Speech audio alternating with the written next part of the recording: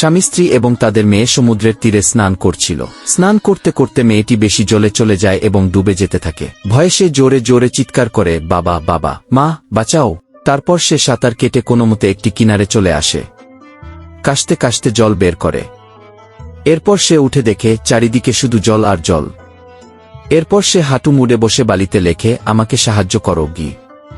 তারপর সে কাঁদতে থাকে একা এবং বিষণ্ণ হয়ে। কখন যে অন্ধকার নেমে এলো সে নিজেও জানতে পারল না। সে দুটি পাথর খুঁজে ঘষে ঘষে আগুন জ্বালায় এবং আগুনের পাশে বসে তার মা বাবাকে মনে করে। তখনই তার নজর একটি আপেলের উপর পড়ে। সে দৌড়ে গিয়ে আপেলটি তুলে নেয় এবং যেই খেতে যাবে তখনই সে দেখে একটি হাঙ্গর তাকে খেতে আসছে। ভয়ে সে চিৎকার করে ওঠে এবং হঠাৎ তার ঘুম ভেঙে যায়।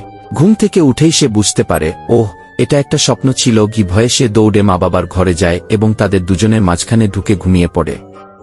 তারপর এমনভাবে নাক ডাকতে থাকে যেন একটি ট্রাক্টর চালু হয়েছে। তার নাক ডাকার আওয়াজে তার মায়ের ঘুম ভেঙে যায়।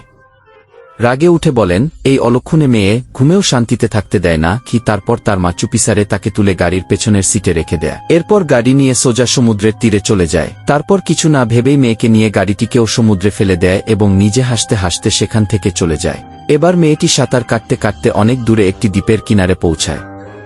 সকাল হয় এবং একটি কুঁড়েঘরের ভেতর থেকে টারজানের বাচ্চা বের হয়।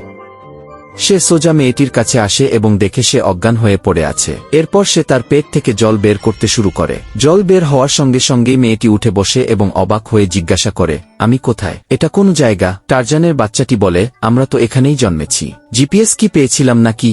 এ কথা শুনে মেয়েটি জোরে জোরে কাঁদতে শুরু করে। তাকে কাঁদতে দেখে টারজানের বাচ্চা তার পকেট থেকে জঙ্গলের ফল দিয়ে তৈরি 1.5 টাকার ললিপপ বের করে। ললিপপ দেখে মেয়েটি চুপ হয়ে যায় এবং মজা করে চুষতে থাকে।